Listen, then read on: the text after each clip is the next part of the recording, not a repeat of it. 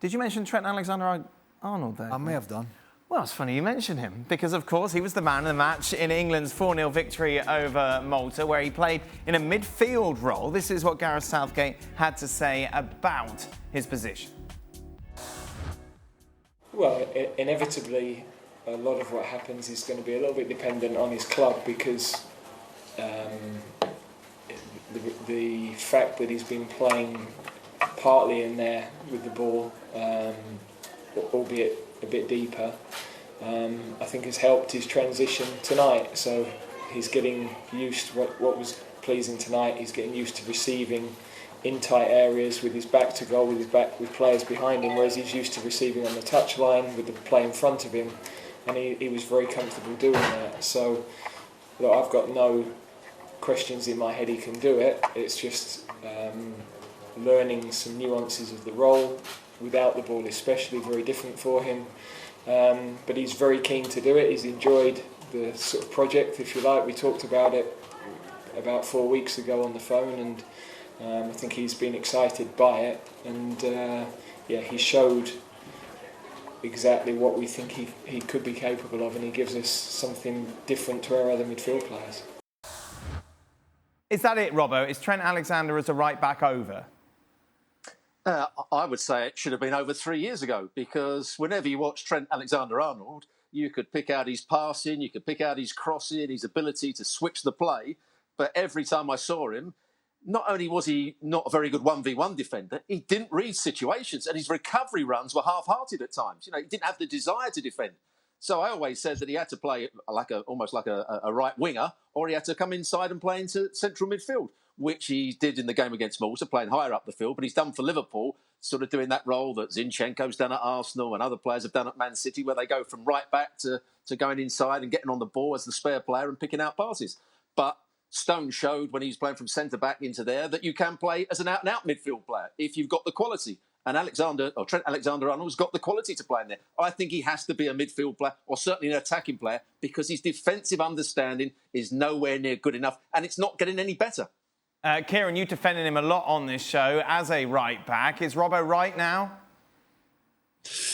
I still think he's going to have a career at right-back. But why, Kieran, when it isn't working?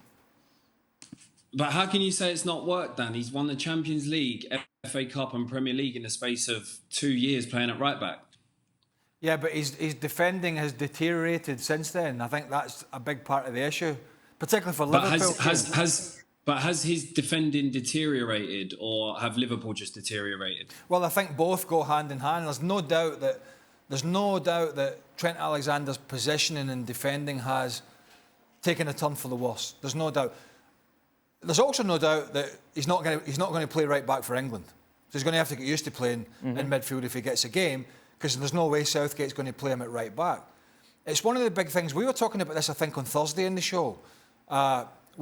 We were talking about Liverpool signings, potential signings, and then I asked the question: Is Klopp going to continue with Alexander-Arnold as this right back who comes into midfield like a Man City light, like he did at the end of the year, or is he going to address that situation and bring in a more natural defensive fullback who can get forward and shift Alexander-Arnold and sort of and mix and match it? And I think that's a really big question for Liverpool. Andy Robertson didn't have a great season, Van Dijk didn't have a great season, Liverpool didn't play well, they didn't defend well. But even if Robertson's on great form and the others are in great form, I still think Alexander-Arnold defensively is going to be a liability. And I think that's a huge question for Liverpool. If they want to get back to the top, is can they get back to the top of the mountain, covering over those deficient areas of his defending with his excellent, skill set going forward? And for Liverpool, I think, and for Jurgen Klopp, that's a huge question. For Gareth Southgate, it's not a big question. Right. That's the difference in management here. Yeah. For Liverpool, I think it is. For England, it is not. He's not going to play full-back for England, full stop. Go on, Robert. if you're going to play Trent Alexander-Arnold, or Klopp's going to play Trent Alexander-Arnold as a right back who comes into midfield when they've got the ball, then you need the outside centre half to be almost your quickest player to cover the space, because Alexander-Arnold's recovery runs aren't good enough. And at the moment, Liverpool's back line isn't particularly quick. They're good, they're all good defenders, but they have to defend a lot of space outside of Alexander-Arnold, and I don't think they've got that at the moment. So they'd have to buy a centre half. If he wants to play that role, they've got to buy a centre half who plays on the right-hand side, who, like Kyle Walker, is absolutely electric and cover the space really quickly. Otherwise, they still have a problem. Well, thank you very much for watching ESPN on YouTube. For more sports highlights and analysis, be sure to download the ESPN app. And for live streaming, premium content, and let's not forget as well, ESPN FC 7 days a week. Subscribe to ESPN Plus.